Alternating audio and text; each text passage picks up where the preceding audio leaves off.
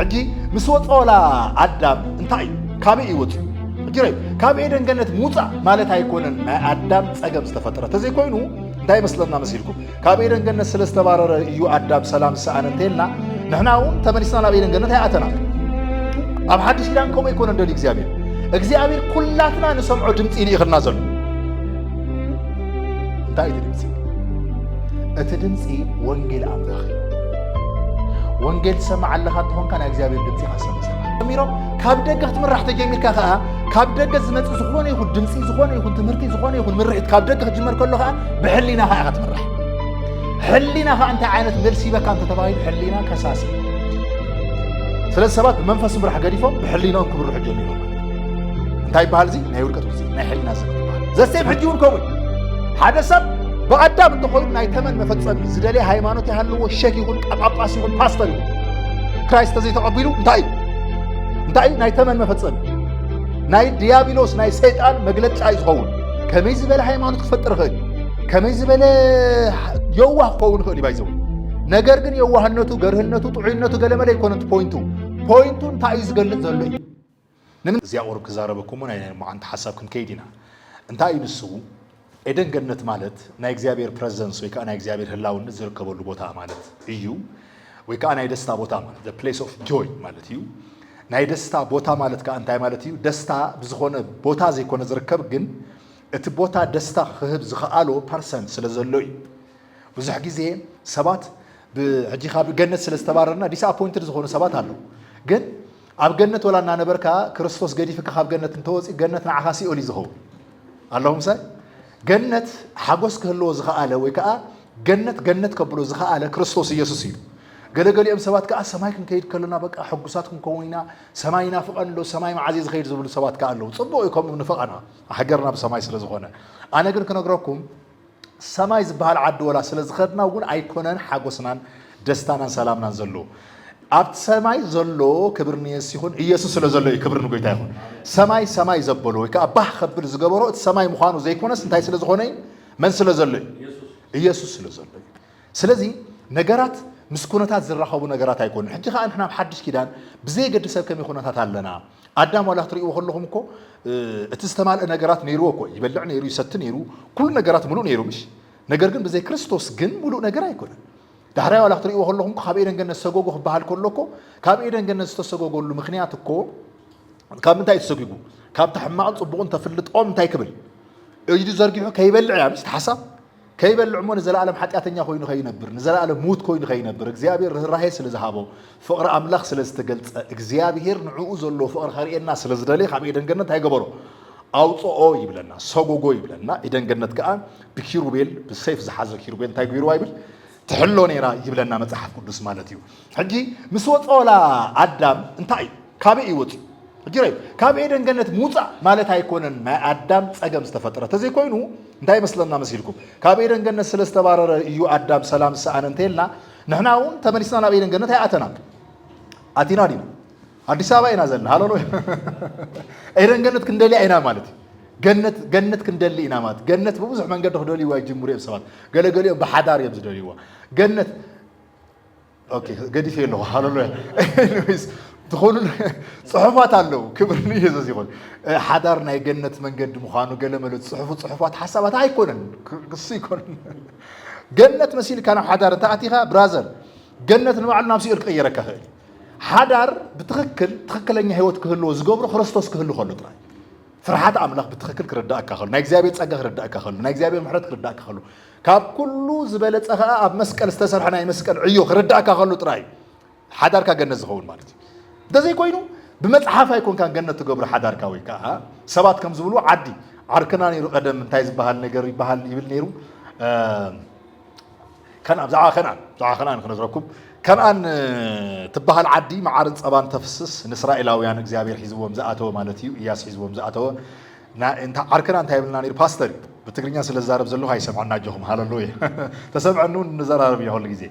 anyways كندا يزلو قدم سارنا هالو بزقن بحسائنا نيرنا حدا غزا حسان زبل ستي غرام نيرنا بروجرامات نقبر نيرنا anyways بزح مسرح يكلن اني يسرحلو نيرا هاللويا كويتايب تايغون يبلن نير هول جزء سامي يبلن ناب كنعان مئتاو نافقات نلا يبل كنعان كان تاء إليه خنقرأ كائن حدا معلت قلنا جيرن كنعان ينعي كندا إلين أنا إجزابي هير نبعلو موسى حزبي ناب كندا تولي لوسي قلت فاصل زنبرة ناب كنعان مسبولو كم إمنت كيخون الكايلوان بر مجمر يقول ناب كنعان يلون ناب كندا يلون يرو يلونا كندا أتحرك كندا سلزعت وجن سلام يلنا كندا برازرز بيزيز قبر كندا سيستم كندا سلزخد كاز فتر سلام يلن كندا نتو أيكون سلام كبكاز خل ويكا إثيوبيا سلزلها ويكا أب أفريقيا سلزلها ويكا أب إيرترا سلزلها ويكا أب سومالي سلزلها ويا أب سخون عدي تغسل لي أب سخون ولا برخة بلو أب ريفوج كامب بلو سلزلها سلام كخصنا يتغل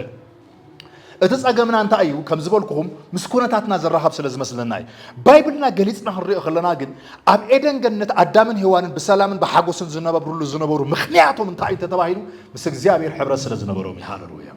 اسمه حبرت نيروم سكينايتي سلام بلسكي بكريستوس يسوس مسوبوي زلن حبرت يبل بمن بكريستوس يسوس يجن كعب جبريل بسرعة بكلام الخير والمالك بمن بكريستوس يسوس سلذي كاب إيدن جنة النمهارات مرتي إزاي دحراي لو ما عندنا الزرارة وحساب انتاي كم استفدت أما خن الزراربين انتاي دحراي انتاي هو متتباهين ورك التفصيل ورك مستفدت أما خاب إيدن جنة أدم هوان وطيوم مسوات already سبنا حلينا جعزه جعز جميرو نا حلينا هيوت كم راح جميرو بحلينو خم ملالس جميرو بغلا بهلا انتاي مالت مسيركم نايجرهنتن ناينصهنان زمن ابي ايدن جنت نيرو شوعته زمن ازبل تمرت لن بايزي تمرت تسمعون ترليهم اباي بول سكولو نمهروينا كم خادانا كمهروكم شوعته زمن زبل افتناي فاونديشنال كلاس علنا زي تمهاركم تحليهم كم زي فاونديشنال كلاس كم زي فلتكم ما تفلت دلي بقاطام هاللويا فاونديشنال كلاس ناتنا اتي ابتي كالت تشرش زلو مسرتاو تمرت مالت هيكون قال ايزي اب جريس بيز جبره بزح تمرت يزلنا فوكسنا كريستوس سلازي بزح تمرت لنا زي تمهاركم وزلت لهم دانا يرخبوا صبوع عدل فطير لهم دانا هاللويا قويتا سناي داي مالتي اتي حسابي شوعات زمان زبهار تمرتات لونا اتي اب زفتره معراف حدن معراف كلتن معراف سلسفنون اقاماش اكبابك ساب زبلعوا تاوم زاب زبلعوا زلا غيزي ناي نصحنا زمن تباهيل يصوع دحريو كاب نصحنا زمن وصيوم كاناي حلينا زمن تباهيل يصوع كا زفتره معراف 3:15 دحري زلو غعزو تريو مالتي دحري زلو غعزو انتا انت تباهيل سبات وي كا ادامن هيوانن دحريوم زمص دقون مالتيو بمنفس مبرح جميروم بني املاح دمص مبرح جميروم غديفو مالتي ايه بمنتايكم روح جميروم بحلينو امكم روح جميروم بخالا ابهلا بدغاو نغركم روح جميروم مالتي اوكي قلل بزبلو امكو خنقركم اب حدش كيدان نحنا بمتاينا نمرح دق املاح بمتاي بزبرح بمنفس بزبرح مش بمنفس مرح مالتي تاينا نحس كم تسامعوا سمعوا دمتي سامويل زبل دمتي نسمع نفطر كومنا نصبزلنا كوم انت خوينو مان بنتي خوم تباهيل يفلطن كوم خبلوا እግዚአብሔር አይደለም በሐዲስ ኪዳን ሃሌሉያ كم انت خوينو እግዚአብሔር مس ሆነ ሰብ ጥራይ ከም ዝሰርሕ ኢና ንሓስብ ምክንያቱም ኣብ ብሉይ ኪዳን እግዚአብሔር ምስ ሳሙኤል ጥራይ ተዘራሪቡ ድሕሪኡ በታስ ሰምዓ ድምፂ ፕሮፌቲካል ኦፊስ ክሰርሐሉ ጀሚሩ ወይ ከዓ ፕሮፌት ኮይኑ ሳሙኤል እስራኤል ክመርሕ ጀሚሩ ማለት እዩ ካልኦት ግን ኣይሰምዑን ነይሩ ኣብ ሓዲስ ኪዳን ከምኡ ይኮነ እንደሊ እግዚአብሔር ኩላትና ንሰምዖ ድምፂ ይኽልና ዘሎ እንታይ እቲ ድምፂ ወንጌል ኣምላኽ ወንጌል ሰማዕ ኣለኻ እንትኾንካ ናይ እግዚአብሔር ድምፂ ኢኻ ትሰምዕ ዘለኻ ወንጌል ሰማዕ ኣለኻ እንትኾንካ ብመንፈስ ኢኻ ትምራሕ ዘለኻ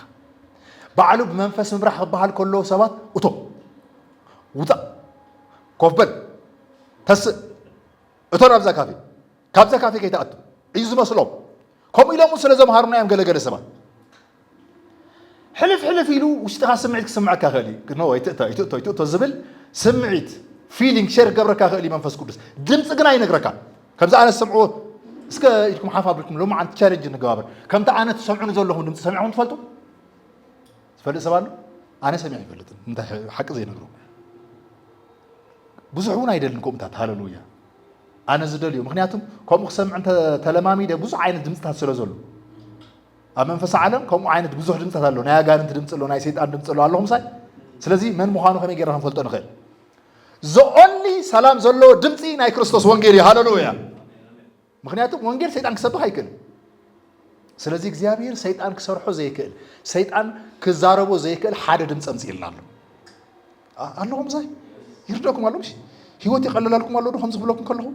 ሕጂ ታይ ትሰምዑ ኣለኹም እስኪ ናይ እግዚአብሔር ድምፅ ይሰምዕ ኣለኹ እስኪ ሃሌሉያ ድምፅ ኣምላኽ ምስማዕ ማለት ካልእ ነገር ኣይኮነን ወንጌል ምስማዕ እዩ ወንጌል ካብ ብዛዕባ ክርስቶስ ኢየሱስ ምስማዕ ማለት ብዛዕባ ክሰምዕ ከለኻ መጽሓፍ ቅዱስ ጥቕስ ክገብረልኩም ጥቕስ ሓበሻ ጥቕስ ስለንፈቱ ጥቕስ ክገብረልኩም ኸሊ ፀገም ይብሉ መጽሓፍ ቅዱስ ክዛረብ ከሎ ዕብራውያን ምዕራፍ 1 ቁጥር 3 እንታይ ኢሉ እግዚአብሔር በብዙሕ መንገድን ጎደናታትን ምሽሮ ነቦታትና በብዙሕ መንገድን ጎደናታትን ብነቢያት ተዛረበ ምስ በለ ብመወዳእታ ዘመን ወይ ከዓ ብመጨረሽታ ዘመን ኩሉ ብዝፈጠሮ ዓለማት ብዝፈጠሮን ኩሉ ወራስ ብዝኾነን ብወዱ እንታይ ገበረና ይብል ተዛረበና ስለዚህ ናይ እግዚአብሔር ናይ መወዳእታ ዘረባ መን ማለት እዩ ክርስቶስ ስለዚህ ትረጋጋዕ ኣለካ ሕጂ ክትዓርፍ ኣለካ ሕጂ ክብርኒ ኢየሱስ ይኹን ከምቲ ናይ ብሉይ ኪዳን ዝኾነ ነጎድጓድ ዝኾነ ድምፂ ዝርብሽ ዘደንግጥ ዘሰንብድ ዘህድም ድምፂ ይኮነ ክትሰምዕ ዘለካ ሕጂ ክትፅበ ዘለካ ሕጂ ከምኡ ኣይደለየን እግዚአብሔር ወላ ዕብራውያን ምዕራፍ 12 ካብ 22 ጀሚርኩም ክትሪእዎ ከለኹም እንታይ እዩ ዝብለኩም ናብ ነጎድጓድ ድምፂ ይበፃሕኹምን ኣለኹም ሳይ ኣብ ሲና በረኻ ከም ዝነበረ ዓይነት ነጎድጓድ ድምፂ ብሻ ኣሎ ብነጎድጓድ ድምፂ እግዚአብሔር ከም ዝተዛረቦም ዳሕራይ እንታይ ኢሎም እግዚአብሔር ኣይዛረበና መን ይዛረበና ሙሴ ይዛረበና ኢሎም ምክንያቱም ሙሴ ብሲምፕል መንገዲ ከም ሰብ ይዛረቦ ናይ እግዚአብሔር ድምፂ ግን ተኸብሮም ጀሚሩ ክርብሾም ጀሚሩ ሃዲሞም እዩ ዝብል ባይዘዌ ምናልባት ኪሎሜትርስ ብዙሕ ኪሎሜትራት ክኸውን ይኽእል ሃዲሞም ኣብ በረኻ ጉያ ኮይና ዓዲ ማለት ካብቲ ከረን ብጉያ ድሕሪ ስለምንታይ ናይ እግዚአብሔር ድምፂ ብነጎድጓድን ብሓይልን ስለዝተገልፀ ብሓርቁን ስለዝተገልፀ ብጭጋግ ስለዝተገልፀ ብትክ ስለዝተገልፀ ስለዚ ንስኻትኩም ግን ናብኡ ይበፃሕኹምን ኢልና ሃሌሉያ ናበይ ዳ በፂሕኹም ናብ እግዚአብሔር ከተማ በፂሕኹም ኣለኹም ሃሌሉያ ናብ ህያዋን መናፍስት ፕሬዝ ጋድ ናብ መናፍስቲ ኣቦ ዝኾነ ናብ ብሓጎስን ብደስታን ናብ ዝተኣከቡ መላእኽቲ ናብኡ ናብ ከረንፅዮን በፂሕኹም ኣለኹም ኣብ ከረንፅዮን መን እዩ ዘሎ እንተተባሂሉ ኣብ ከረንፅዮን ዘሎ ኣብ ከረን ከተማ ኮይኑ ዝእወጅ ናይ ብስራት ቃል ኣብ ዘለዎ ወንጌል ኣብ ዝስበኸሉ ከረን ኢና ዘለና ወንጌል ዝስበኸሉ ከተማ ከዓ ቸርች እያ ፕሬዝ ጋድ ሃሌሉያ ስለዚ ቸርች ኢና ዘለና ሕጂ እንታይ ክንነግረኩም ደልየ ዘለኹ ናይ እግዚአብሔር ድምፂ ሲምፕል ብዝኾነ መንገዲ ተለማመድዎ እንጂ ይግበሩ ቃል ኣምላኽ ከፊትካ ምንባብ ከምዚ ተዘይተለማመድኩም ናይ ዝኾኑ ነቢያት ሰለባ ኢኹም ትኾኑ ባይዘው ይብለን ኣሎ ዝብል ሰብ ይዝመጠካ ዳሕራይ ንዓኻ ይብለን ኣሎ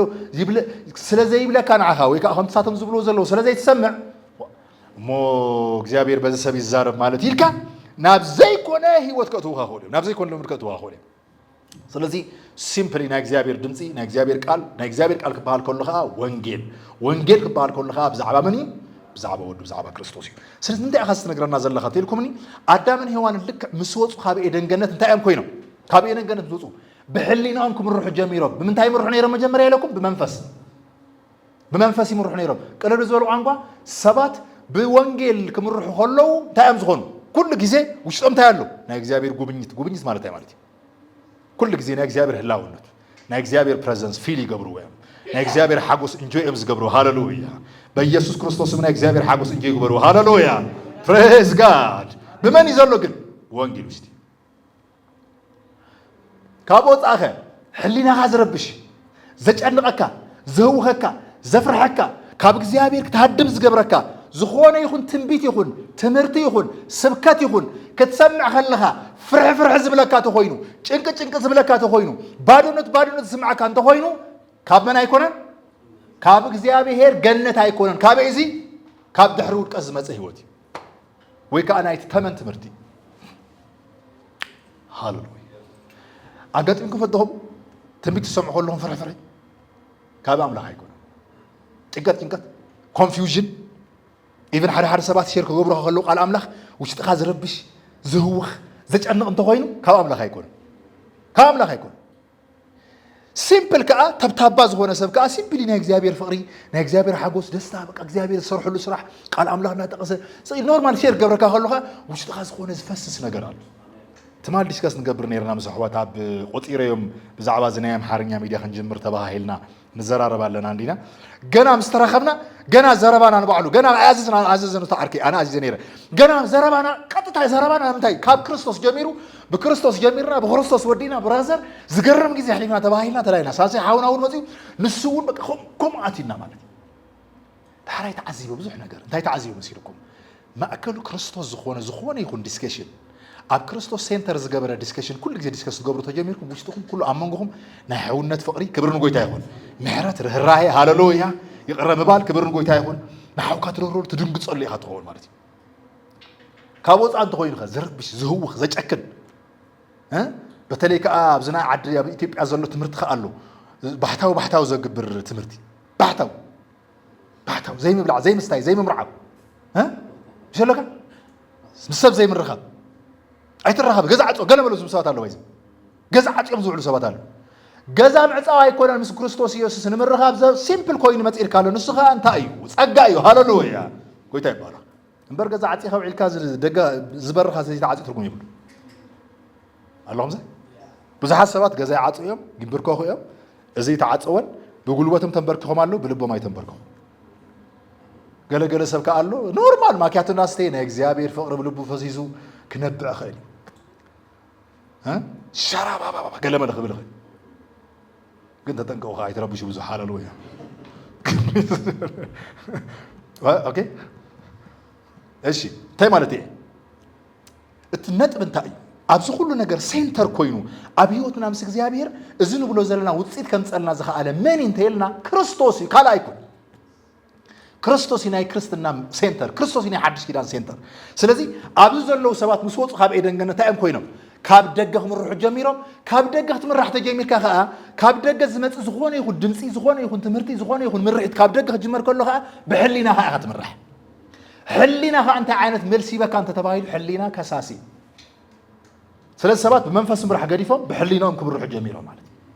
እንታይ ይባሃል እዚ ናይ ውድቀት ውጽኢት ናይ ሕሊና ዘመን ይባሃል ትምህርቲ ኣይኮነን ዳናይ ከምረውኩም دحريو ناي اندابله ناي سبا زمان تمرت له دحريو ناي تسفا زمان زبلالو دا قصله شوعه زمانات يزلو نحنا بشار شاي زمانينا زلنا ابناي صقا زمانينا زلنا ابزناي صقا زمن كوينا انا كل ነገር نمهار زلنا ማለት اوكي كم زنت يلنا بزفطرت معراف 4 كيدينا اجي سبات لكعتاኦም مس بلعوا دحري زلو ابدق سبات زلو ودقت ወይ ከዓ ኃጢያት ስጋ ለቢሱ ኃጢያት በእግሩ ኸይድ ከሎ ረእና حج ها صدق ها بقرو خير كله خا نرينا هاللويا حتيات بقرو خير كله خمزر نريو صدق ها بقرو خير كله رينا يينا كبرني يسيفون حتيات لك ادم مسرحه بادم غير حتيات ندابدق حليفو ادم زنبر حتيات بملونا من حليفو نافتم زولدو ابيلن قايلن حليفو مس حلف زغرمكم ليترالي ابيلن قايلن باريا خوينم كنبرو خلو تريوم سبيشالي قايل تولو ናይ ኃጢያት ማኒፌስቴሽን አብዮት ተገልጸሉ ሰሚኒሩ ተፈጸመ ሰሚኒሩ ቃየል ናይ ምልክት ናቴ ናት ካን ምልክት ይቃየል አቤል ኦፍ ኮርስ ናይ ክርስቶስ ምልክት ናይ ክርስቶስ ምሳሌ አቤል ንእግዚአብሔር ሱ ልብኔሩ አቤል ንእግዚአብሔር ዘቀረበ ልብኔሩ አቤል አካይዱ ምስ እግዚአብሔር ይኔሩ አቤል በእምነት መስዋዕት ዘቀረበ ኔሩ ቃየል ግን ኮም አይነበረ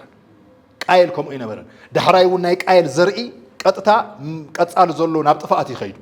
دحراي ناي ابيل زرخا እንዳበለ ናይ እግዚአብሔር ላይን ክቁጸር ወይ ከዓ ናይ ኣብ ዘፍጥረት ምዕራፍ 3 ዘሎ ናይ ሰበይት ዘር ዝተባሃለ ነቲ ተስፋ መሲህ ንኽመጽእ መንገድን ላይንን ኮይኑ ዝተገልገለ ናይቲ ናይ አቤል መንገድ ከም ዝኾነ ከዓ ክሊርሊ ክንርኤና ምክንያቱ መጽሐፍ ቅዱስ ክልተ ላይን ይዘሉ ኦኬ እንታይ ናይ ተመን ዘርን ናይ መንዘርን ናይ ሰበይት ዘርን ከማ ያምሽ ልክዕ ውድቀት ምስተፈጸመ እንታይ እግዚአብሔር ኣብ ዘርኻን ኣብ ዘርአን ተኽተክለ صلخ تكل امننا من اب مسيحن امنن اب ديابلوسن مالتي منفساوي كلتيو مسيحون منفساوي خوينو اكال لبيسو يخمصغنا ግን ቅድም ምጽኡ ግን ናይ ሰበይት ዘርእ ተባሂልሉ ኣብቲ ኸመን ተባሂልሉ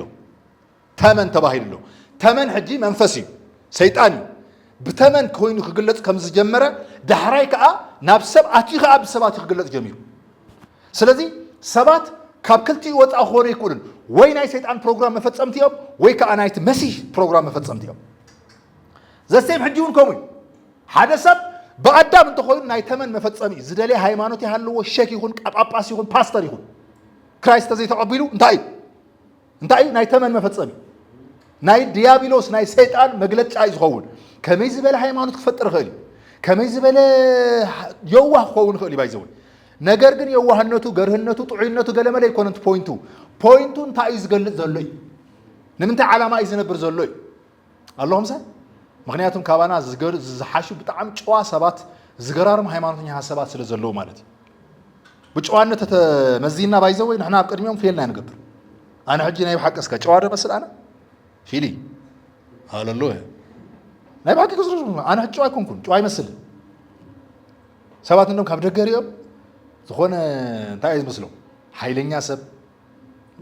እንደም ሕጂ ገጽያ ቀይረ እምበር ክብርንየስ ይኹን ቀደም በቃ ሰብ ይፈርሐኒ ይሰዩ ፈርሐኒ ነይሩ ዳጊ ሃዋርድ ዝበሃል መጽሓፋም ይበሉ ገጽካ ዘፍርሕ እንተኾይኑ ናይ ፓስተር ገጽ ሃብን እናበርካ ንጎህንጎ መስትያት እናራእኻ ጸሊዱ ጽሒፉ ማለት ዳሕራይ ኣነ ንጎህንጎ እንዳኸድኩ መስትያት እናራእኹ ቅድሚ ገጽ ምሕጻብ እግዚአብሔር ሆይ የዋህ ፊት ሃበን በኢየሱስ ስም ክብርንየስ ለካ ዝፊት እዚ ኣይኮነን ዘድሊ ትገልጾ መልእኽቲ እምበር ክንደ የዋህ ፊት ኮይኖም ዘለዎም ከመይ ዝበሉ ሰባት ኮ ናብ ዘይኮነ ህይወት ከመልሑና ከለዉ ርኢና ጎይታ ይባረኽ ጉዳይ ዝገጽ ይኮነን ማለት ኤኒዌይስ ሕጂ እኳ ደሓን ኮይነ ሃለሎ ቅርፀይን በዓልቶ ናይ ቀደም ምስዳን ዘለና ስእሊ ረኣዮ ትግሬስ ከይበረህልና ንባዕሉ ዝኾነ ነገር ኣሎ መስለኒ ፍሬዝ ጋር ትግሬስ ክበረልካ ከሎ ብዙሕ ነገር ይወጥ ፖይንት ግን እሱ ይኮነ እቲ ፖይንት ክብለኩም ዘለኹ ጨዋነት ኣይኮነ ጨዋነት ተኾይኑ ቡድሃ ዝበሃል ጨዋታት ሰባት ኣለው እንስሳ ዘይቀትሉ ሰባት ከም ዘለዎ ትፈልጡ ዲኹም ሃይማኖተኛ ኣነ ንስኻን ኮ እንስሳት ንሓረድና ኮይና ንበልዕ ዘለና ብጨዋነት ተኾይኑ ማለት እዩ ጨዋነት ኣይኮነ ጨዋ ኮይኖም በጨዋነት ዝመላለሱ ሰባት ኮይኖም ነገር ግን እንታይ ኮይኖም እንታይ ዝኾኑ ሰባት ኣለው ብጨዋነት ዝመላለሱ ሰባት ኮይኖም ነገር ግን ክርስቶስ ዘይፈልጡ ሰባት ኣለው በአንጻሩ አስቸጋሪ ባህር ዘለዎም ግን ክርስቶስ ዝፈልጡ ሰባት ከአለው ዘም ሰባት ዘም ናይ ክርስቶስ ፕሮግራም ዝፍጸመሎም ሰባት እዮም እንዲዮም ጸጋ ዝበዝሐሎም ሰባት እዮም ሃሌሉያ አስቸጋሪ ጸባይ ዘለዎም ሰባት እንዲዮም ናብ ክርስቶስ ዝመጹ ምሽ ነው ከም እኮ ኩላትኩም አስቸጋሪ ትኮ ይኹም ኩላትና አስቸጋሪ ትኮ ኢና ከመይ አስቸጋሪ ሰብ ነይሪ ግን ብመን አነ ድሒነ ብጸጋ አይድሒነ ሃሌሉያ ብጸጋ እንድሕነሉ መደብ ግን ናብ ክርስቶስ ትመጽእ ከለኻ ይምበር ካባኻ ተበጊሶ ይኮነን እግዚአብሔር ንዓኻ ዝደነቃ ሕጂ ብዛዕባ ቃየልና አቤል ክንዘራረብ ከለና እውን ካልእ ነገር ኣይኮነን ክንዘራረበሉ እንድልዮ ነገር እግዚአብሔር ንአቤል ስለጸልአ ማነው ንቃየል ስለጸልአ ንአቤል ስለዘፍቀረ ገለመለ ይኮነን እቲ ጉዳዩ እንታይ እንተ ተባሂሉ ክልቲኦም ሓጢአተኛት ኮይኖም ነገር ግን እንታይ ኮይኑ ምርጫኦም እቲ ክርስቶስ ላይን መሪጹ እቲ ኻ ናይ ዲያብሎስ ላይን መሪጹ ዘሰይም ኣብ ዓለም ዘለዉ ሰባት እውን ሓጢአቶም ክትሓዲግሎም ኮይ ዋጋ ተኸፊሎም ኮይ እንታይ ዲፈረንስ ካባና ምሳና نحن زحشنا سلا زخورنا دينا دحين أيكوننا دايدا لكريستوس سلا زمرزنا مريجاي سلازي أدامن هوان لك عم سودو أبدوكم انتهي كمستفد سما زفترة معرف 4 بزعبانة أبيلن قايلن زلو تاريخ كرزرار بينا لو ما عند ترى طريق خير بايزوي مخنياتهم زفترة 10 بوينت سلا زرعنا ين دقيم سبيدنا خنوسخينا مالتي سبيد خنوسخينا حاجة نالوات لو ما عندك ساب معرف 10 خنزرار بنخلينا تزاي كوين حساب معرف شوعته حساب شمنته تزرارينا بوينتوچو كريستوس ريفيل زغبرلو موتا سلا نزرار مالتي دحراي قصالي صومون تخيلنا ناي ابراهام زفترت 10 تخلت خنجمرينا مالتي ناي ابراهام تصفى تاي مالتي كريستوس بخمي بناي ابراهام زغلصلو منجد انتاي مسل كنزرارينا اوكي زفترت معرف 4 كاب حد جميلو ادم دما نسبيتو هيوان فلطا ادم دما نسبيتو هيوان تاي غبرا فلطا مالت من تاي مالتي من يبهال أنا أدام يبهال نسخمني شيء كتبه هاي لهم ديم كوميدي تاي مالتي thank you فلت أمالت impart غيره مالتي فلت أمالت sexual intercourse by the way لك مس فلت أمس حفظ سزارب كله انتهيلو أموت أنا ست نقايل كأن تاي جبرتي بال نعم جمرة أول دامن كوين مالتي قايل مالت ترجم تاي مالتي ها رديت እግዚአብሔር ኦኬ ቃየል ማለት እግዚአብሔር ሀብን ማለት ሂብን ኦኬ ግን ናይ በሐቅ ግን ሔዋን ሚስ አይገበረትን ኣብዚ ናይ በሐቅ ታያ ተረዲአት ሓሲባ ነራ መስልኩም በቲ ብዘርእ ዝወፅን ተመን ከጥቅጦ ይዝብል ሓሳብ ዝተፈጸመላ ይመስልዋ ገለገለ ጊዜ ሪኹም ኣለኹም ብጻዕርና ብናትና ስራሕ ብናትና ገለ ነምጾም ነገራት ሓደ ጊዜ ናይ እግዚአብሔር ሐሳብ ዘይኮን ነገራት እንታይ ክኾኑ ኾል የማ ህይወትና ናትና እዮም ዝኾኑ እምበር ናይ እግዚአብሔር ኣይኮን ታሱ ሓደ ነገር ፈቲንካ ዘይኮን እንተኾይ ናትካ እምበር ናይ እግዚአብሔር ኣይኮን ግደፎ ናይ እግዚአብሔር ተስፋ ቃል ክሳብ ዝፍጸም ተዓግስት የለካ ኣሎ ሃሌሉያ ድሕራይ ግን ካልእ ክመጽእ እሺ ንቐጽእ አዳም ድማ ነሰበይት ሔዋን ፈለጣ እሺ ሞት አነሰት ንቃይል ከአወለደት ብረድኤት እግዚአብሔር ሰብ ተቀበልኩ ስለዚህ ሰብ መቅባል ተቀበልኩ ድማ በለት ትርጉሙ እሱ እዩ ደጊሙን ሓው አቤል ወለደት ደጊማውን ሓው አቤል ታይገበረት ካልኣይ ከዓ መፂ መን ወለደ መመፀ አቤል እሺ አቤል ድማ ጓሳ አባጊዕ ቃየል ከዓ ዓያይ ምድሪ ኾነ ክልቲኦም እንታይ ኮይኖም ነናይ ባዕሎም ስራሕ ክሰርሑ ጀሚሮም አቤል እንታይ ኮይኑ ጓሳ ኮይኑ እቲ ቃየል ከ ዓያይ ምድሪ ማለት አይ ማለት እዩ ሓረስታይ ማለት ቴንክ ዩ ሓረስታይ እግዚአብሔር ድማ ናብ አቤ ኦኬ ቁጥሪ ክንደና ዘለና ሰለስተ ቴንክ ዩ ድሕሪ ገለ ወርሓት ድማ ኾነ ቃየል ካብ ፍረ ምድሪ ንእግዚአብሔር መስዋዕቲ አምፀአ ካብ ፍረ ምድሪ ንእግዚአብሔር እንታይ አምፀአ መስዋዕቲ አቤል ከዓ ካብ በኹራት አባጊዕ ካብ ስብሐን አምፀአ እግዚአብሔር ድማ ናብ አቤልን ናብ መስዋዕቱን ባህ ኢልዎ ረአየ ናብ ቃየልን ናብ መስዋዕቱን ግና ባህ ኢልዎ ኣይረአየን ቃየል ከዓ ኣዝዩ ኾረ ገጹ ድማ እንታይ ገበረ ጸለመ አሜዚንግ ንምንታይ ግን ከምኡ ኮይኑ እግዚአብሔር ድዩ ዘዳሉ ዘሎ ወይስ ዝኾነ ነገር ኣሎ ኣብ ክልቲኦም ልቢ ኣብ ሓድሽ ኪዳን ዘብራህርህልና ብርሃን ኣሎ ድፍኖ ብሉይ ኪዳን ተሪኢኻዮ ስኢልካ ኣብ ዝተሪኢኻዮ እግዚአብሔር ዘዳሉ ዘሎ እዩ ዝመስለና ምሽ እንታይ ዘዳሉ ዘሎ ቃየል ኣይደለኽዎን ንመን ይደልየ ናቤል ወይ ከዓ ቃየል ዘቕርቦ ዘሎ ሕርሻ እዩ ኣነ ሕርሻ ኣይደልን ናይ ሕርሻ ዘርኢ ሓደ ሰበኽት ኣለዉ እግዚአብሔር በግነ የሚወደው ወንድሞቼ ዝብል ሰበኽት ኣለዉ እግዚአብሔር በጊዕ ሓሪዱ ክበልዕ እንታይ እግዚአብሔር በጊዕ ኣይበልዕ ክብር ንኢየሱስ ይኹን እሱ ይኮነን በጊዕ ምዃኑን እኽሊ ምዃኑን ኣይኮነን እቲ ጉዳይ እንታይ ምዃኑ ይነግረና ዳሕራይ ናይ ልቢ ጉዳይ ከም ዝኾነ ናይ አቤል ልብን ናይ ቃየል ልብን ጎይታ ይባረኽ አቤል ከቅርብ ከሎ ብሓጎስ ኢሉ ባህ ኢልዎ ደስ ኢልዎ ንክርስቶስ እንዳሓሰበ ቅሪቡ ቃየል ከቅርብ ከሎ ግን ብምጉርምራን ብሓዘን ብደስታ ዘይኮነ ነገር ኣቕሪቡ ብእምነት ዘይኮነ ቅሪቡ ማለት እዩ ዕብራውያን ምዕራፍ 11 ክንርኢና እዚ ሓሳብ ስለዚ ብዘይ እምነት ይቕሪቡ ማን ቃየል ብዘይ እምነት ዝግበር ነገር ኩሉ ሓጢኣት ኣለዎም ሰብ እሺ ናባኻትኩም ከምፀ ፀገም ይብሉ ናብ ሓድሽ ኪዳን አንፂና ክንዘራረበሉ ኢና ኣብ ሓድሽ ኪዳን እግዚአብሔር ባህ ዘብሎ እንታይ ብዘይ እምነት እግዚአብሔር ባህ ክነብሎ ኣይንኽእልን ዕብራውያን ምዕራፍ 13 ቁፅሪ 3 ምሽ ቁፅሪ 11 ምዕራፍ 11 ሶሪ ቁፅሪ 3 እግዚአብሔር ብዘይ እምነት ባህ ክነብሎ ኣይንኽእልን እሺ እንታይ እዩ እግዚአብሔር ባህ ዘብሎ ብምንታይ ምእማን ተተባሂሉ የአምነካ እግዚአብሔር ኣምነዋሉ ማለት ኣይኮነን ኣብ ሓድሽ ኪዳን እምነት ኣነ ኢሉ ኢየሱስ በኣይ ዝኣምን ናይ ዘለኣለም ህይወት ኣላቱ ስለዚህ ናይ እግዚአብሔር ሓጎስ ብመን ምእማን ማለት እዩ እስኪ ብክርስቶስ ምእማን ይበል እስኪ ብክርስቶስ ዝኣመንኩምላ መዓልቲ ብእግዚአብሔር ሓጎስ ውሽጢኹም ዘለኹም ማለት እዩ ብክርስቶስ ዝኣመንኩምላ መዓልቲ ኣብ ፍቓድ ኣምላኽ ኢኹም ዘለኹም ክብር ንኢየሱስ ይኹን ዶንት ኮንፊውዝ ብራዘርስ ኣነ ኣብ ፍቓድ ኣምላኽ ከም ዘለኹ ሞቶ ንሞቶ 100% ኣም ሹር ስለምንታይ እንተልኩምኒ ሚእቲ ንምእቲ እርግፀኛ ክኸውን ዝገበረኒ ናተይ ስምዒትን ናተይ ሓሳብን ናተይ ምንቅስቃስን ናተይ ፅቡቕ ምዃን ዘይምዃንን ዘይኮነሲ እቲ ካብ እግዚአብሔር ዝተለኣኸ ፍቓድን ሰናይ ግብርን ዝኾነ ክርስቶስ ስለ ዝተቐበልኩ እየ ሃሌሉያ ጎይታ ሰናይ 100% ንኣምነሉ ንተኣማመነሉ ፍጹም ዝኾነ እምነትና ጀማርናን ደምዳምናን ክርስቶስ እዩ ጎይታ ይባረኽ ሃሌሉያ እንታይ ይስራሕ ከም ዘለኹ ይርዳእኩም ኣሉ ዲኹም ክብር ንጎይታ ይኹን እንታይ ይስራሕ ኣሎ ብልብኹም ኣንደርስታንድ ትገብሩ ኣለኹም ዶ ትኾኑ ሃሌሉያ እሺ ንቐፅል ንምንታይ እዩ እግዚአብሔር ናብ አቤል ተመልኪቱ ኣብ ዕብራውያን ምዕራፍ 11 እንታይ ከም ዝብለና ራእዩ ካብ እግዚአብሔር ይወፅእ እዚ ጉዳይ እዚ ራእዩ ካብ እግዚአብሔር ምምራፅን ዘይምምራፅን ብዙሓት ሰባት እግዚአብሔር ዝደለይዎ ሰባት ይመርፅ ንዘይደለይዎ ሰባት ኣይመርፅ ከምታት ዓይነት ትምህርታት ኣሎ ኤኒዌይስ ኣነ ግን ክነግረኩም እግዚአብሔር ንዓኻ መሪፁ ነዲኻ ዘይመርፅ እግዚአብሔር ብፍጹም ፍቕሪኡ ክትብሎ ይትኽእል ኣለምዘ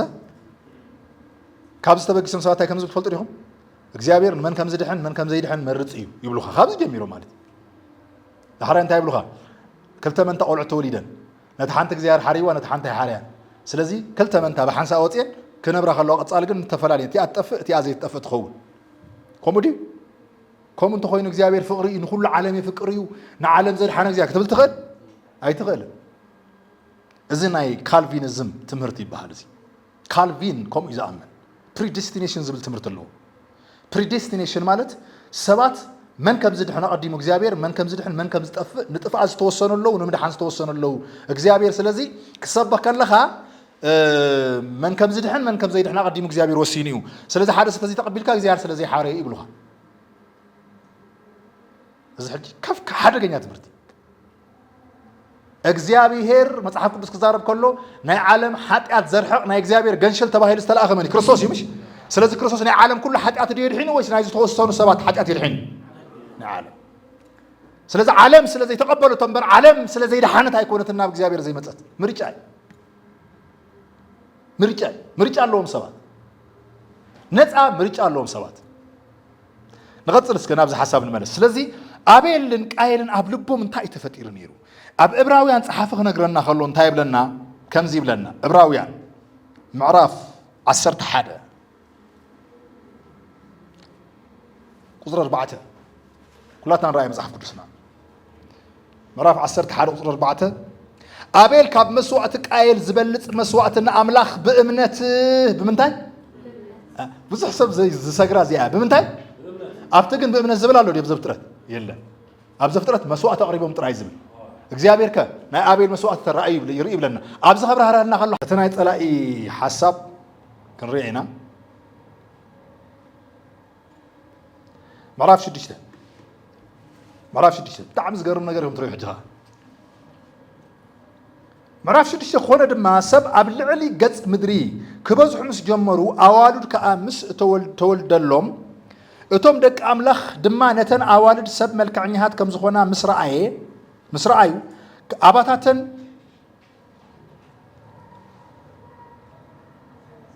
ዘዘሓረይዎን ኣንስቲ ወሰዱ ዝብል ቃል ኣለምሽ ረኺብሞ ኣለኹም መን እዮም እዚኦም ደቂ ኣምላኽ መን እዮም ኣንስቲ ደቂ ሰባት ከመን እዮም መን እዮም እዚኦም حسيبكم تفلتروا ناي زمانات مكاتع تمرتي اوكي عنتو قطري معرف 4 ناي مودة قطري انتايلنا نيرنا ها شعو سب بسم እግዚአብሔር كصوع جميرهم زبل قال علمش بسم እግዚአብሔር كصوع خمس جمر لقاس معرف سلسته رينا لنا مش بسم እግዚአብሔር صوع ስለዚህ بسم እግዚአብሔር صوع بمثالي ያዘራርባ ደቅ አምላክ ተባሂለው ጽውዕ ነይሮም ማን የምሳተው ደቂ ሴት اللهم سي ደቂ ማን እዮም እዚኦም ኦፍ ኮርስ ኣነ መላእኽቲኦም ገለመለ ለቀድሚ ሕጅም ሂረን ይርአ ሕጅግን ኣስተኻኺልና ኢና ንኸይድ ሃለሎ ግን ሰለስተ መላእኽቲ ኣለዉ ብዙ ቦታ ገሊኦም ደቂ መላእኽቲኦም ዝብሉ ኣለዉ ገሊኦም ከዓ ኣይ ነገስታት እዮም ዝብሉ ኣለዉ ነገስታት ናይ ነገስታት ላይን ዝብሉ ሮያል ፋሚሊ ንብሉ ዓይነት እቲኦም ካልኦት ከዓ ኖ ደቂ ሴት እዮም በአምላክ ስም ክጽውዑ ስለዚህ ጀመሩ ውሉድ አምላክ ወይ ደቂ አምላክ ተባሂሎም ግን ናይ በሐቅ ደቂ አምላክ ደም ነይሮም ተተባሂሉ አይኮነን ደቂ አምላክ ምሳሌ እዮም ነይሮም ወደ አምላክ ሓደ እኮ ወደ አምላክ ክርስቶስ ጥራይ እኮ ሓደ ወድ እኮ ይዘለው ናይዘር ውሉዱ ማለት ግን ተላይን እግዚአብሔር ከም ውሉድ ገይሩ ታይ ገይሩ ምሳሌያው ገይሩ ተጠቀመሉ ጀሚሩ ወላ እስራኤላውያን እኮ ደቀይ ብለው ምንስ እግዚአብሔር ደቀይ እኮ ይዝብሎም ውሉደይ እስራኤል ካብ ግብጽ እንታይ ገበርኩ አውጣሁ እኮ ይዝብል ግን ናይ በሐቅ ኣብ ሓድሽ ኪዳን ረቨሌሽን ተበሪልኩም እኮ እስራኤል ዝኾነ ሁሉ ውሉድ አይኮነን ይብለና ምክንያቱም ሙላድ በመንፈሳውነት እስራኤል እንበር በስጋ እስራኤል አይኮነን ይብለና ስለዚህ መንፈሳው እስራኤል ንምዃን ከዓ መንፈሳው ዘርፍ ትቀበላለካ ንስኻ ክርስቶስ ናይ አብርሃም ውሉድ ስለዝኾኑ ደቂ አብርሃም በስጋ ዝኾኑ ደቂ አምላኽ ዲዮም አይኮነን ይብለና እኮ ጳውሎስ እንዳይዳ በተስፋ ቃል እዮም ደቂ አምላኽ ዝኾኑ ይብለና በተስፋ ቃል ከዓ ተስፋ ቃሉ ማን እዩ ክርስቶስ ስለዚህ ምሳሌ ንዝመጽ ጽላሉ ስለዝኾነ ምሳሌ ስለዝኾነ ግን እዚኦም ደቂ አምላኽ ተባሂሎም ዘለው ደቂ መን እዮም ደቂ ሴት ንመን ወሲዶም ንመን ወሲዶም እስከ ንብቦ ደጊምና ነብቦ እቶም ደቂ አምላኽ ድማ ነተን ኣዋልድ ሰብ ዝብል ቃል ኣለምሽ ኣዋልድ ሰብ ናይ መን እየን ማለት እዩ ደቂ ቃየል ማለት እዩ ደቂ ቃየል እንታይ ዝገብር ነይሩ ድሕራይ ምስ ሞተ ማለት እዩ ወላ ቃየል ሞይቱ እንዲዩ ደቁ ከዓ መፅኦም እዮም ተወሊዱ እንታይ ዓይነት ሰብ ነይሩ ቃየል እንታይ ዓይነት ሰብ ከም ዝነበረ ንረኩም ቀስተኛታት ናይ ሙዚቃ ሰራሕተኛታት ስነ ጥበበኛታት ከምኡ ከዓ ኒው ወርልድ ሓድሽ ዓለም ዝፈጠሩ ሰባት እዮም ነይሮም ዝገርመኩም ስቲል እየ ዝነገረኩም ዘለኹ ኣብዚ ዓለም እዚኣ ዶሚናንት ዝኾኑ መን እዮም ካብ ክርስቶስ ናይ ክርስቶስ ሓድሽ ፍጥረት ዝኾኑ ናይ ክርስቶስ ዘለዎም እዮም ወይስ ዓለማውያን እዮም ዓለማውያን እዮም እሺ ኣይኮኑን ፌመሳት መን እዮም ዓለማውያን እኮ ሃፋትም መን እዮም ዓለማውያን እዮም ስለምንታይ ናይዚ ዓለም ገዛኢ ናቶም ስለ ዝኾነ ከም ድሌት ይዝቦም ንሕና ኸ ብቁጡብ ነገር ኢና ነበር ብቁጡብ ይኣኽለኒ ብምባል ዝበልዖ ዝሰትዮ ዝኽደኖ እንተሃልዩኒ ይኣኽለኒ ሃገሬ ብሰማይ እዩ ሃሌሉያ ከምኡ በሃል ከሎ ግን ባሕታዊ ኮንካ ንበር ማለት ግን ኣይኮነን ጎይታ ይባረኽ ስራሕ ክሰርሕ ኣለካ ጎይታ ሰናይ ስራሕ ክንሰርሕ ኣለና ክንምሃር ኣለና ኣብዚ ምድሪ እዚ ክርስቶስ ኢየሱስ ክሳብ ዝሃበና ግዜ ብዝኸድናዮ መንገዲ ክርስቶስ ክግለጽ ኣለዎ ሮንግሊ ኸይድና ግን ሃብታም ክንከውን ኣይንደልን ሮንግሊ ኸይድና ግን ፌመስ ክንከውን ኣይንደልን እዚ ሲስተም እዚ ግን ኣብ ቸርች ኣትዩሉ ሕጂ ልክዕ ደቂ እዚኦም እግዚኣብሔር ዝሃቦም ላይን ምስ ቃየል ከይኣቱ እኮ ይደል ነይሩ እግዚኣብሔር ምስ መን ጥራዮም ክኾኑ በቲ ናይ እግዚኣብሔር ደቂ ኣምላኽ ወይ ከዓ ናይ እግዚኣብሔር ላይን ሒዞም ክኸዱ እኮ ይደል ነይሩ እግዚኣብሔር ሰይጣን ግን መፅዮ ኣበላሽዎም ምስ መን ሓዊስዎም ምስ ደቂ ሰብ ወይ ከዓ ምስ ደቂ ቃየል the same church ሕጂ ብክርስቶስ ብዝተወደአ ስራሕ ብዝተፈፀመ ናይ መስቀል ስራሕ በቲ ናይ ሓድሽ ኪዳን ፕሪንስፕልን በቲ ናይ ፀጋ ህይወትን ክንነብር ፀዊዕና እንዳሃለወ እቲ ናይ ብሉይ ኪዳን ናይ ሰብ ትምህርቲ ናይ ዓለም ትምህርቲ ሒዞም ናበይ ይኣቱ ናብ ቸርች ይኣቱ ዳሕራይ እንታይ ይገብሮ የተኣታትው ወይ ከዓ የመርዓዩ ድብልቅ ይኸውን ማለት እዩ ጳውሎስ ክዛረብ ከሎ እንታይ ኢሉ ኣጋርን ሳራን ክልተ ከም ዝነበራ ትፈልጡ ዶ ኢሉ ነብርሃም ዝነበራ እቲ ኣጋር ተስፋ ዘይብላ እያ ግን ወሊዳትሉ እያ ኢሉ እቲያ ተስፋ ዘለዋ ከዓ ብትዕግስቲ ፀኒሓ ከዓ ወሊዳ እያ እንታይ ከይኑ ወሊዳ ንይስሐቅ ወሊዳቱ ይስሐቅ ናይ ተስፋ ቃል ዘርኢ ንሷ ናይ ክርስቶስ ምሳሌ ስለዚ ዝብሎም ዘሎ ናይ ሕጊ ትምህርቲ ተእትዎ ኣለኹም እንትኾንኩም ናብ ቸርች መን ክውለድ ይኽእል እዩ መን እዩ ዝውለድ እስማኤል ኣለኹም ሳይ ኣብ ህይወትና ከይተፈለጠ እስማኤል ክንወልድ ንኽእል ኢና እስማኤል እንታይ ዓይነት ባህር ኣሎ ከርእየኩም እዩ እስማኤል እንታይ ዓይነት ባህር ኣሎ ጦረኛ እዩ ኣይኮነን ይስሐቅ ጦረኛ ይነበረ በረኸት እዩ ዝኣምን ሃሌሉያ ኣብ ህይወትና ፃዕሪ ዝብለና እንተኾይኑ በሎ ውጋእዮ በቃ ተዋጋኢ እንተይልካ ብኣጋር ዝተወልደ ዝኾነ ዘርኢ መፅኡ ሎ ናብ ህይወትካ ማለት እዩ እስማኤል ይግለፅ ኣሎ ማለት እዩ ጦረኛ ያነ ዝብሉ ሰባት ኣለዎ ኣነ ከምኡ ብል ነይረ ቀደም ጦረኛ ገፀይ ጦረኛ ጸሎተይ ጦረኛ ኩሉ ነገር ጦረኛ እዩ ነይሩ ይዝቡ ጦረኛ ዳሕራይ ጦርነት ከብዚሐ ጦርነት ይፈቱ ስለ ዝነበርኩ ይመስለኒ ጦርነት ኣብዚሐ መልኣኽት ዝበሃል ገብርኤል ማነው ሚካኤል ናይ ጦር ሓለቃ ይምሽ ንሚካኤል ከይተረፈ ኣዝዮ ነይረ ካርቱን ኮይና ሓቂ ዝነግርኩም ዘሎ ካርቱን ዝፀለኹም ጸሎት ኣለኒ ቪድዮ ሚካኤል ዘካለኹ ሕጂ ተዋጋ ምሳና ገለና ወልኩ ማለት በኢየሱስ ሰይጣን ቆርጾ ኣለኹ ይፈልጽ ምንም ዝቆረጽ የለ ዝፍለጽ የለ ሲልካ ጭወት ክርስቶስ ተረዲእካ ግን ናይቲ ተመን ርእሲ ጨፍሊቆ ሃሌሉያ ሕጂ ተመን ኣብ ትሕቲ እግርኻ እዩ ዘሎ ፕሬዝ ጋድ ሕጂ ናይ ብስራት ኢኻ ክሰብኽ ዘለካ ሕጂ ሳምያይ ትዋጋእ ምስ ሰይጣን እንተ ኣነ ይዋጋእ እንታይ ክገብር እየ ዝዋጋእ ኣነ ተዋጊእ እኮ ቀደም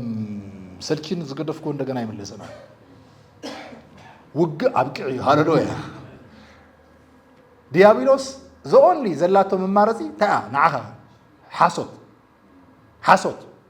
እቲ ሓሶት ከዓ ዲሲብ ክገብረካ ክመፅእ ከሎ እኪት መዓልትላ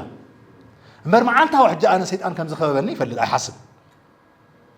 ምክንያቱም ጥቕስ ስለ ዘለዎም ብዙሓት ሰባት ዲያብሎስ ከም ዝውሕጥ ኣንበሳ ዲ ብትግርኛ ከም ዝጓዝም ኣንበሳ ኣብ ምንታይ ይዘውራሉ ኣይ ኖ ግን ብዝተለመደ ጴንጤ ዝጠቕሶ ኣብ ዙርያኹም ኣይኮነን እንዲ ዝበሃል ኣብ ዙርያኹም ኮ ዝብል ጴንጤ መዝሙር ኣሎ እንዲ በዙርያዬ ሆኖ ጠላት ሲፎክርብኝ ገለና እዚ መዝሙር እሺ ኣበይ ገይርዎ እቲ ጥቕሲ መፅሓፍ ቅዱስ ግን ኣብ ዙርያኹም ኣይብል እንታይ ዝብል ሰይጣን ኣብ ዓለም ይዘውር ኣሎ እቶም ኣብ ዓለም ዘለዉ ከማኻትኩም መከራ ይቕበሉ ከም ዘለዉ ርኢኹም ብዛዕቦም ጸልዩ እዩ ዝብል ዘሎ ዝውሕጦ ደልዩ እዩ ዝዘውር ግን ንመን እዩ ዝውሕጥ ኣብ ዓለም ንዘለዉ ንዓኻ ኸ ክውሕጠካ ይክእልን ንዓኻ ስለምንታይ ክራይስት የባኻ ዘሎ ሃሌሉያ ፖይንቴ ግን እንታይ ታነጥበይ ደቂ ሰባት ማነው ደቂ ኣምላኽ ንደቂ ሰባት ምስተኣታተው እንታይ ኮይኖም ኒፍሌም ተወሊዶም ዝብል ቃል ኣሎ እንታይ ተወሊዶም ኒፍሌም መን እዮም ኒፍሌም ማለት ሓያላት ሰባት እዮም ነይሮም ኒፍሌም ጦረኛታት እዮም ነይሮም አንተ ዝበልኩም ሲ ክነግረኩም ደለይ دحرايون دحرنا ينوه طفاتون ابزح لكم مراف 10 حرر 10 13 تريهم كلهم اتهم سللت تذكروا مهمش اتهم كل تسللت اتهم 10 سلت نبينهم كيدو كلتيهم ملك حيزهم كمص خلون تايلو ها دايلو اتهم 10 نبينهم وتيوم كل تخان نبينهم نفلم ابتا سناي زغونت كنعان مدر رينا لنا يلو مش نفلم مالت ጨካና ሰባት የሚለው نفلم حيالا ሰባት አይኮን ጨካና ሰባት ነው የሚለው ክፉአት የሚለው ናይሰ ባህሪ ይነበሮም ስለዚህ እግዚአብሔር ኣብዚ ጀጅ ከገብር ከሎ ትሪው እንታይ ክኸውን ንጹህ ዝሆነ ዘርኢ ክሓልፍ እቲ ንጹህ ዝሆነ ዘርኢ ከዓ በመን ክሓልፍ ብኖህ ክሓልፍ ናይ ማይ ጥፋት ጀጅመንት የምጽእ ማለት እዚያ ቢብና ናም ናይ ጥፋት ክንከይድና ከምዚ ይብለና እቶም ደቂ አምላክ ድማ ነቶም አዋልድ ሰብ መልካኛሃት ከም ዝኾና ምስራአዩ ኣብ ካባታትን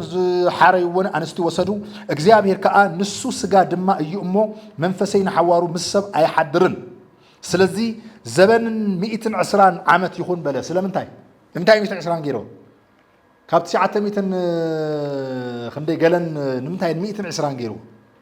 ማትሰላ 900 ሱሳን ንምንታይ ግን 120 ገይሮ እግዚአብሔር 120 በጣም አሽቆል ታትኮ ይወሪዱ ንምንታይ ከም ዝኾን ተፈጥሮ ሰብ በጣም ናጨከነ ኸይድ ከሎ ጥፋት ናብዝሕ ይዝኸይ ስለዚህ ሰብ ክመውታሉ መብቀዕ ክህልወሉ በቀዳይ ነገረኩም የረምሽ ሂትለር ተዝህሉ ነይሩ ሕጂ بسلام بنبرنا نا أيهود وديو ناوانا زمت أيمسلكم نا أفريقيا كذا مسألة تخابين لو زيهم كابه بايز مت قليل زمت أنا يمسلكم نوان كابه بايز مت أنا سلزم مسلوم مالي جن حجز الله هذي سبكم خوان كله لا أنا زيابير مسك كه بعده حبش هو بقول كله يزجر منكم evolution قلما لهم الخلو هبين يرنا بزقمته تلوطنا بقرنا هنكير جميرنا قصنا الصاخر جمير قلما له أشي حد هبي أسيره أمتلك عدما لكعو كندي عامة نبر خون 5 عامة نبر خون هبي أي فلتكون هاي سرتي أجبركم أنت الآن نبر كوين وير 4 عامة نبره اسكب evolution أنت عندنا هون خير له ها أبى بل 10 عامته قرب قناع هبل أبى بل 10 عامته أما بل 3 عامته قد أستاهل أما بل 4 عامته مصحف تجميره بونت كافه بينا بتينا قبل يعني هاللويا كن كافه بيا مسانا كافه بيا مسانا برادرز مصحف زبلنا زلو كاب أملاخينا مسكينا كاب أملاخينا توفطيرنا اتنط بين تاي ግን እዚኦም ሰባት ግን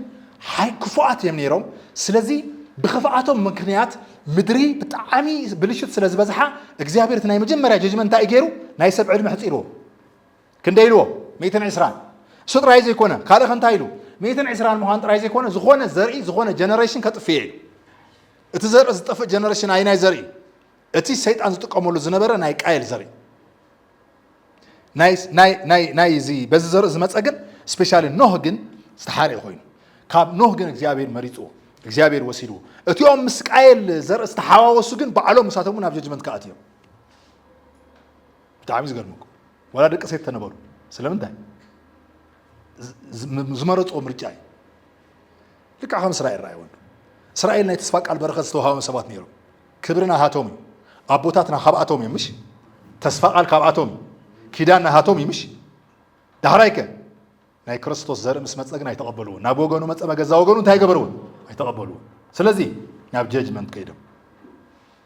ንስተቀበሉ ጥራይም ዝድሕኑ استقبل سبت رايك دحزخ زيوم منكم وينه نغطل دحريو እግዚአብሔር ቁጥር 5 ዘላ ቃል ይርያ ዘሎ ክፋአት ወድ ሰብ ትብል ቃል አላ ሰዓድ ለይ ዘሎ ቃል እንታይሉ ክፋአት እግዚአብሔር ከአ ክፋአት ሰብ ኣብ ምድሪ ከም ዝበዝሐ በሐሳብ ልቡ ዝሕልኖ ድማ ወርት ክፉ ጥራይ አይገርመኩም the only evil ክፉ ጥራይ ክፉ ጥራይ ከም ዝኾነ ረአየ እናባዓሰ ኸይዱ ማለት ይምሽ ዳገረደ ኸይዱ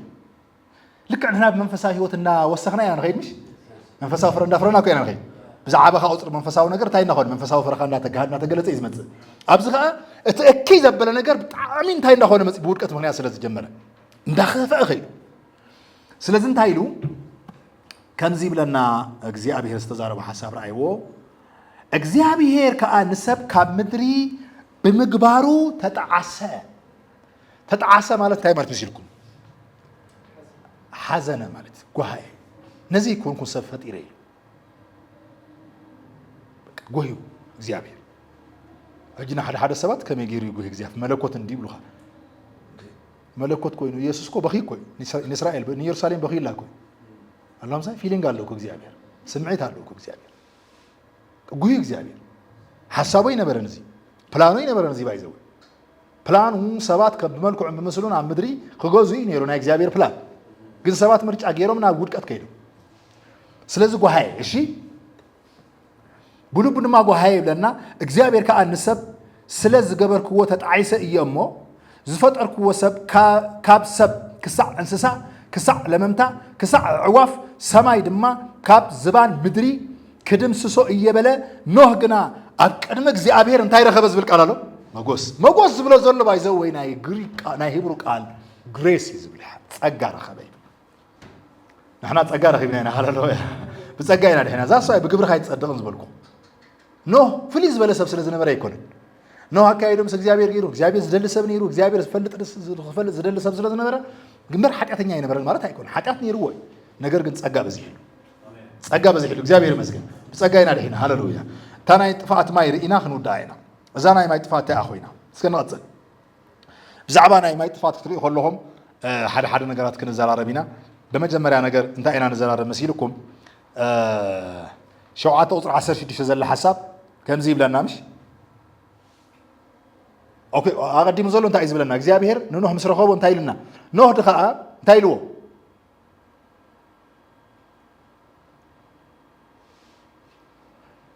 ኖህ አምስ አምላክ ተመላለሰ ትብል ቃል አላር አንተ ዘራኹ ኖህ ሄኖክ ምስ እግዚአብሔር ተመላለሰ ኖህ አምስ መን ተመላለሰ ምስ አምላክ ተመላለሰ እዚያ ታነጥበይ ተመላለሰ ስለዚህ እግዚአብሔር ታይገሩ ናብ መስመሩ ስለዛአተው ላይ ነድሒኖ ዘርእ ድሒኖ መሰድሓኖ ዝገረመተን እንታይ ይልዎ እግዚአብሔር ንኖህ እንታይ በሎ ብስሮም ኦሬዲ ዓመፅ አመሊኦም እዮም ንስኻ ግና ይልዎ ካብ ጎፌር መርከብ ስራሕ ትብል ቃል አላምሽ ካብ እንታይ ካብ ጌፈር መርከብ ስራሕ እታ መርከብ ከዓ ሰለስተ ደርቢ ሃልዋ ዝብል ቃል አሎ እንታይ ማለት እዚ እታ መርከብ ናይ ምሳሌ ናይ ሓድሽ ኪዳን ምሳሌ ሰለስተ ደርቢ መን እዩ አቦ ኢልያስ ምሽ አና ንስኻን ምሳኻ አና ሓደ ምስኩ ከም ዝኾንና ንስኻ እሳቶም ከዓ ምስማን ሓደ ኾኑ ምሳና ሓደ ኾኑ ናይ ዩኒቲ ምሳሌ ናይ ትሪኒቲ ምሳሌ ምስ ስላሴ ናብ ስላሴ ህይወት ክብር ንየስ ይኹን ናብ ስላሴ ጽድቂና አቲና ዘለና ናብ ስላሴ ሕብረቲና አቲና ዘለና ስለዚህ ስላሴ ሰለስተ ገይርዋ ሰለስተ ደርብ ዘለዋ ይኹን ሓንቲ ከዓ እንታይ ያላታ ይል መጽሓፍ ዛረብ ከሎ ሓንቲ በር አላታ እታ መርከብ ክንደ ይበርሎ እቲ ናይ አቦ በር መኒ ክራይስት በታበር ዛአቲ ዝድህ ዳህራይ እዚኣ መስበልና መርከብ ሰሪሑ ይብለና መርከብ ክሰርሕ ከሎ መቸስ ኢየሱስ ተዛሪቢ እዩ ብዛዕባ ነው